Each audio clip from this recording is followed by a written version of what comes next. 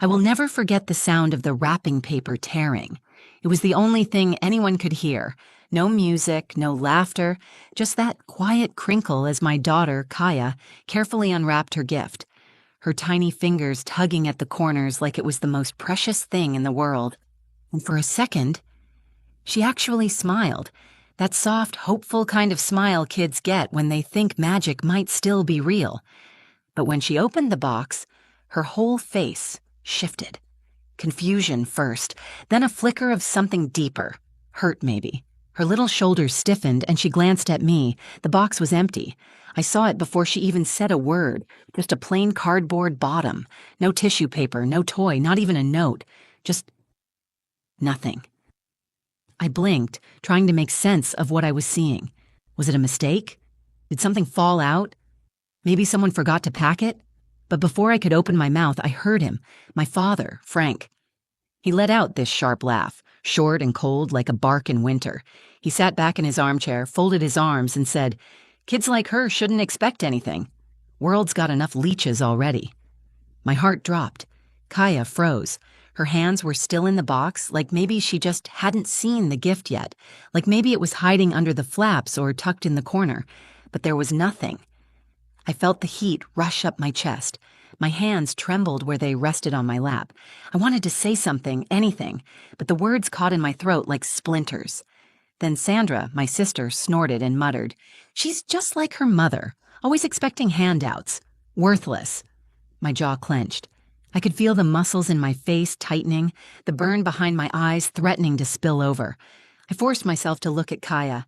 She wasn't crying, not yet, but her lips were pressed tight, and her chin was trembling the way it does right before it breaks. Her eyes, those big soft eyes, were filling with tears she was too proud to let fall. She looked at me again, not asking for help, just checking if she should pretend it didn't hurt. And in that moment, I hated myself. I hated that I'd brought her here, that I'd hoped, maybe stupidly, for a normal Christmas, that I thought my father could be different, that I wanted them to see the beautiful, kind, creative girl Kaya was and love her like I did. But they didn't see her. To them, she was just an extension of me, a reminder of my divorce, my failure, the mess I'd made of my life according to them. The room was dead silent except for the soft hum of the heater and the ticking of the grandfather clock behind Frank's chair. Each second sounded louder than the last, like it was counting down to a moment I wasn't ready for. Kaya looked down at the empty box again. Her fingers brushed the edge, then slowly she folded the flaps shut.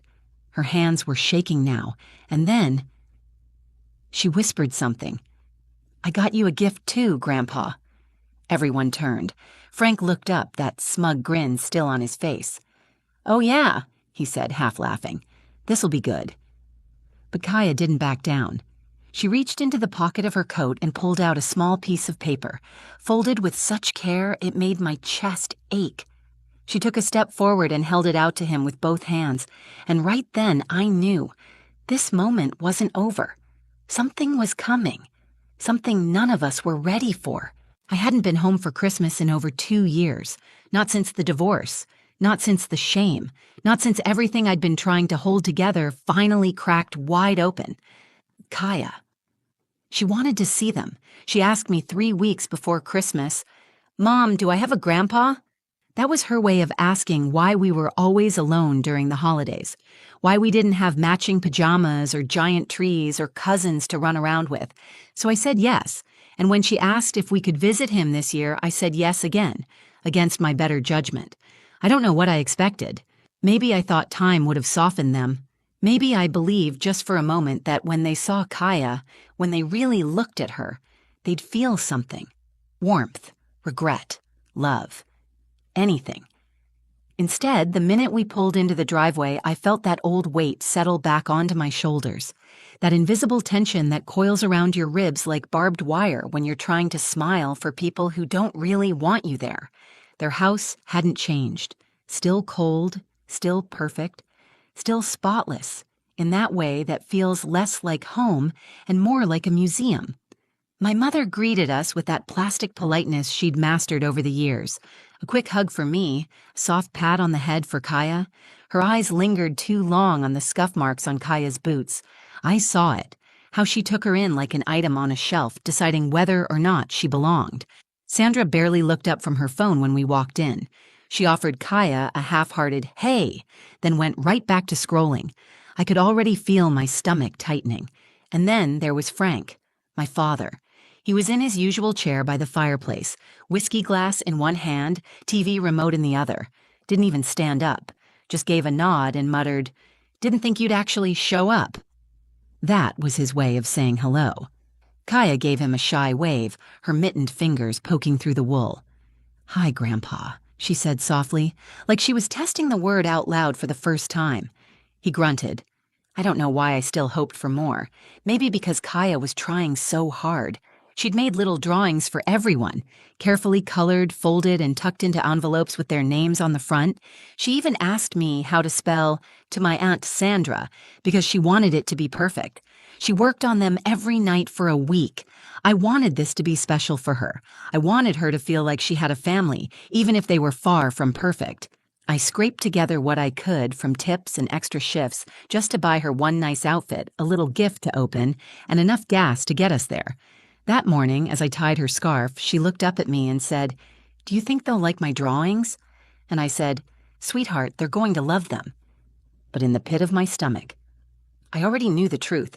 I was bringing her into a house where kindness was currency they never gave out for free, where smiles were measured and love had conditions. Still, I tried. I told myself this was about Kaya, not me, that I could keep my chin up, play nice, pretend for one day that everything was okay. But as I watched her heart quietly break in front of them over something as cruel as an empty gift box, I realized they hadn't changed, and I wasn't sure they ever would. Kaya handed out her little envelopes like they were treasures. She moved through the room so gently, like she was afraid to disturb anything. Each envelope had a name on the front, written in her careful, blocky handwriting. She gave one to my mother first, then Sandra, then even my brother Matt, who'd barely spoken a word since we walked in. When she got to Frank, she paused for just a second, long enough that I held my breath. But she smiled, lifted the envelope, and said, "Merry Christmas, Grandpa." He didn't look up from the television, just held out a hand like she was delivering the mail, not offering a piece of herself. She moved back to the couch and sat beside me. Her face was still lit up, hopeful. She had no idea how cold the room had gotten. Then Frank picked up a large box from beneath the tree. It was wrapped in silver paper, topped with a red bow, almost too neatly. He held it out toward Kaya with a grunt. Her eyes widened. "For me?" He shrugged. "Says your name, doesn't it?" She looked at me first, like she needed permission. I nodded, even though something in my gut twisted. She scooted to the floor and pulled the box into her lap. Her small hands ran over the paper like it was sacred. I watched her savor every moment, the untaping of each edge, the careful unfolding. She wanted to remember it. Then the lid came off. She peered inside, and I saw it happen. The exact second she realized it was empty. Her face didn't crumple, not right away. Instead, her eyebrows pulled together in confusion. She reached in, as if something might be stuck at the bottom. She looked up at me, uncertain. There was nothing in the box. Nothing. Frank laughed, loudly this time. "What, you were expecting something real?" he scoffed, leaning back. "World doesn't give you gifts for just showing up, kid." Kaya blinked. Her hands froze. I couldn't move. Then Sandra, always waiting for a moment to cut deeper, chimed in from her corner of the couch. "Well, she is just like her mom, always expecting people to hand her things. It's no surprise." I felt it in my chest like a punch. I turned to her. "Sandra, don't." She raised a brow, smirking.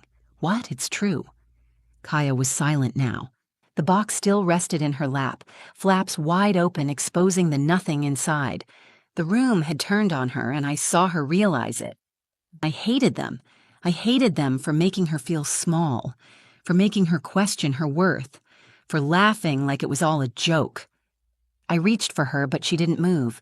She just kept staring at the box like it might somehow fill itself if she waited long enough. Inside, I was screaming. Say something. Stand up, defend her. But I didn't want to make a scene, not in front of her. That's the thing about being in families like this. You learn to freeze when things get cruel. You learn to smile through clenched teeth. And I'd spent so many years doing just that, it almost felt normal. But it wasn't normal. Kaya was only 7. She didn't know how to put on a mask yet. She didn't know how to swallow that kind of pain. Then she looked up at Frank. Her voice was quiet, barely more than a whisper, but it cut through the room like a bell. "It's okay," she said. "I got you a gift too, Grandpa." And just like that, the whole room shifted. No one spoke, no one laughed. She reached into her coat pocket, and I realized something was about to happen that none of them would forget. I stared at her completely still as Kaya reached into her coat pocket. The room had gone silent. So quiet I could hear the faint creak of the old floorboard under the Christmas tree with every slight movement. My own breath felt too loud in my chest. She pulled out a folded piece of paper. It looked small in her hands, fragile even, like something that could be crumpled and dismissed without a second thought. But she held it like it mattered, like it meant something. I whispered, "Kaya, maybe not now." She turned to me, and there was something in her eyes I didn't recognize. Not sadness, not hurt, but calm, steady. She gave a little nod, the kind that said, "I have to do this." Then she turned to Frank. "I made this for you," she said. Frank didn't even lean forward.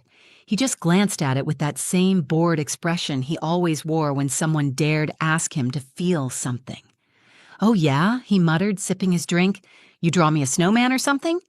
There was sarcasm in his voice, the kind he always used when he wanted to make you feel small without raising it. But Kaya didn't flinch. She walked across the room and held it out to him with both hands. That's when I noticed her fingers were shaking. I knew that feeling. The way your hands betray you when your heart's thudding in your chest, when you're trying to be brave, even though every part of you wants to run. He took it from her like it meant nothing, slid it open with one hand while still holding his glass in the other. Then he looked down and stopped. I couldn't see what was on the paper from where I sat, but I saw his face. It didn't twist in confusion or irritation like I expected. Instead, his eyebrows drew together. He blinked once, then again. His jaw slackened just slightly, like he'd forgotten what he was doing. The entire room seemed to lean in. "What is it?" Sandra asked, impatient. He didn't answer. He just stared. Kaya stood there, hands clasped in front of her now, watching him quietly like she wasn't sure what came next either. I got up and crossed the room, slowly, almost afraid to break the moment. I stepped beside her and gently placed my hand on her back. She didn't look at me. She just kept her eyes on Frank, and he looked older than I'd ever seen him. Not angry, not smug, just still. He folded the paper carefully, deliberately, almost reverently, and placed it on the side table next to his chair. Then he stood up. No one knew what to say. No one moved. He walked out of the room without a word. The sound of his footsteps down the hallway was the only thing we could hear. He didn't slam the door, didn't shout, just left. I looked down at Kaya. Her voice was quiet when she asked, "Did I do something wrong?" I knelt beside her, wrapped my arms around her, and whispered, "No, sweetheart. You did something brave." Sandra muttered something under her breath, but this time, I didn't care. Because I knew, whatever Kaya had drawn, whatever she had written, it got through to him in a way none of us ever could. She didn't fight back with anger. She didn't cry or scream or run. She gave him a gift, one that reminded him he was still human, even if he'd forgotten. And I think, just maybe, that scared him more than anything else. I didn't see my father for the rest of the day. He didn't return to the living room, didn't come back for dinner. Not even when my mother called out that dessert was ready, in that overly sweet tone she used when pretending everything was fine. Kaya didn't mention him again that evening. She played quietly with the ribbon from one of her other small gifts and helped me fold the wrapping paper scraps like it was any other night. But I could tell her mind was somewhere else. Every now and then, her eyes would wander toward the hallway where Frank had disappeared, like she was waiting for something. But nothing happened. Not that day. We left early the next morning. I told them we had plans back in the city, but the truth was, I couldn't bear to spend another second pretending. Sandra didn't even get up to say goodbye. My mother handed me a foil-covered plate of leftover ham and told me to drive safe. No mention of what happened. No one asked how Kaya was doing, and that, somehow, hurt even more. The ride home was quiet. Kaya stared out the window, watching snow blur past the trees. I reached over and held her hand at one point. She squeezed back. I didn't bring up the drawing. I didn't want to make her explain something that was clearly so personal. I didn't want to pull apart whatever magic had lived in that moment. But I thought about it the whole drive home. What had she drawn that made my father, the man who once called me too soft for crying at a movie, turn pale and leave the room without a word? I found out 4 days later. It came in a small, unmarked box left on our porch. There was no return address, just Kaya's name written in careful block letters across the top. She opened it slowly, like she wasn't sure if it was safe to hope. Inside was a tiny music box, old-fashioned, wooden, hand-carved edges with little roses painted around the lid. It played Somewhere Over the Rainbow when she turned the crank, and there was a note. It was just one line, handwritten in a shaky, unfamiliar scrawl. To the bravest girl I know. Thank you for remembering her. No signature, but we didn't need one. Kaya clutched the box to her chest like it was made of gold. She didn't say anything at first. She just held it and smiled. I sat down next to her on the floor and finally asked, Kaya, what did you draw for Grandpa? She looked up at me and said, it was a picture of him holding hands with Grandma and me. Her voice was soft. I told him I hope he smiles again one day, because I remember how she made him laugh. My throat tightened. I didn't speak. I couldn't. Because that was it. That was the part of him I'd forgotten even existed. The man who once smiled, once laughed. Before grief hardened him, before the years made him cruel, Kaya saw through all of that and gave him a piece of something he thought he'd lost forever. Not pity, not guilt, hope.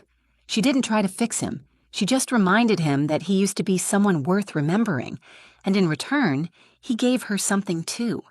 Maybe not love, maybe not forgiveness, but a beginning. And sometimes, that's enough. The music box now sits on Kaya's nightstand. Every night before bed, she winds it up. Not always to listen. Sometimes she just likes to hold it, to feel its weight in her hands, to know it's there, the way a child might clutch a stuffed animal they've outgrown but still can't let go of. She hasn't said much about that day since, but every now and then she'll mention Grandma, someone she never even met, but speaks about like she's still here, like she's someone Kaya knows through the stories I've told and the quiet space she left behind, and maybe she does. Frank never called. He didn't send a follow-up message. No, I'm sorry. No explanations. That's not who he is. Maybe that's not who he'll ever be. But a week after the music box arrived, I got a letter. It wasn't addressed to Kaya. It was for me. It was short, 3 lines written in the same uneven handwriting. I was wrong. About you. She's a good kid. I hope you're doing okay. No name. But I knew. And for reasons I can't quite explain, I cried after reading it. Not because it made everything better, not because it fixed the years of silence or the way he used to look through me like I was a disappointment wearing a name tag, but because for once, it felt like he saw me. And more than that, he saw Kaya. He saw what I've always known, that she's special, that she has this way of peeling back the coldness in a room and showing people their own warmth, even when they don't deserve it. She's not loud. She doesn't demand attention, but she changes things. She changed him. Not completely, but enough. Enough to make a man who'd shut the door on the world open it just a crack. Enough to make someone who believed only in toughness and silence sit down and listen to the music from a little girl's drawing. People ask me sometimes why I went back that Christmas, why I let them near her, why I didn't protect her better. And the truth is, I thought I was.